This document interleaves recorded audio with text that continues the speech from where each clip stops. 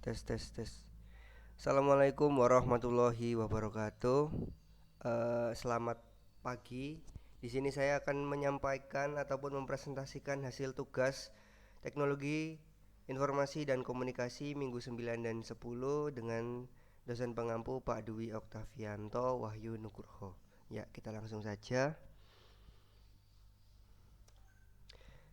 Yang pertama adalah transportasi layer. Seperti yang saya tuliskan di bawah, yaitu lapisan transport atau transport layer ini adalah lapisan keempat dari model referensi jaringan OSI.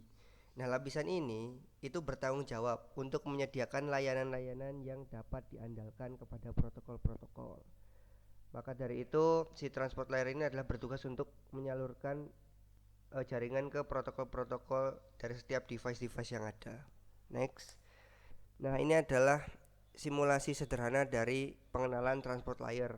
Nah, jadi ada dua komputer di sini, ada dua device di mana mereka saling mengirim ataupun mentransportasikan sebuah sinyal uh, antara komputer satu dan komputer 2 melalui SIN ACK.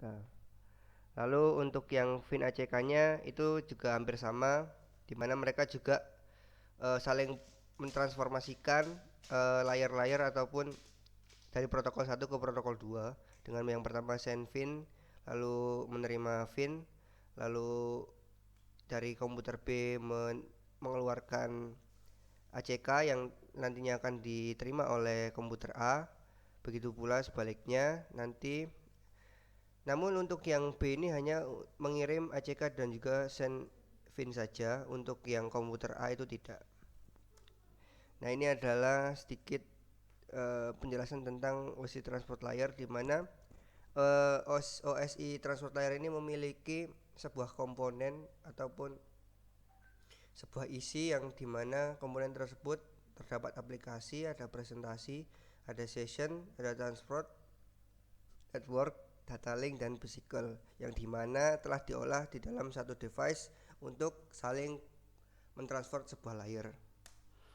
Oke, tujuannya adalah yang pertama untuk melacak komunikasi individu antar aplikasi pada host atau sumber tujuan. Lalu ada menyegmentasikan data, ada merakit kembali segmen, lalu mengidentifikasi aplikasi yang berbeda menggunakan nomor port setiap proses perangkat lunak yang perlu mengakses jaringan, maka diberi hashtag. Oke, next. Lalu ada controlling conversation atau kontrol obrolan, di mana controlling conversation ini nanti dia itu mensegmen dan merakit ulang. Lalu ada menggunakan percakapan multiplexing, yaitu banyak aplikasi atau layanan yang mungkin berjalan di setiap host. Jadi masing-masing itu diberi port hashtag sehingga ada penandanya. Nah, yang ketiga ada TCP. Nah, pada bagian TCP ini dia juga menyediakan yang namanya connection oriented conversation. Yang kedua ada reviewable, ada yang ketiga order data reconstruction dan flow control. Oke, next. Nah, ini adalah gambaran sedikit skema tentang host 1 dan juga host 2. Bagaimana mereka itu saling nge-service provide to upper layer ya. Jadi ini adalah layanan yang diberikan untuk layanan lapisan atas ya. Ini dia ada transportasi identik yang dia itu mengirimkan TPDU ya, yang dijalankan oleh transport protokol tadi ke device yang host 2. Jadi gampangannya adalah mereka saling mentransfer sebuah layer dari host 1 ke host 2. Nah, ini ada transport service primitive, yaitu adalah sebuah layanan yang ditentukan oleh satu set primitif ya. Nah, ada 5 jenis layanan primitif. Yang pertama ada mendengarkan, ada connect, yang ketiga ada receive, yang keempat ada send, dan yang kelima itu untuk memutuskan. Nah, oke. Lalu ada primitif. Ini adalah sedikit ininya ya, tabel pengisiannya, dan ini ada frame header, ada packet header dan TPDO header seperti yang telah dijelaskan di sini tadi. Oke. Lalu ada addressing. Nah, addressing ini adalah pengiriman alamat ya, suatu proses penyalin data ke dalam register tujuannya. Nah, di sini di addressing ini ada yang namanya client, ada namanya server merespon, ada klien mengirim segmen dan lain sebagainya. Oke, perbedaan dari UDP dan TCP. Nah, di mana di sini mulai dari kemampuan koneksi. Nah, bila komputer Anda itu menggunakan UDP, maka Anda bisa berkomunikasi antar komputer tanpa perlu ada koneksi.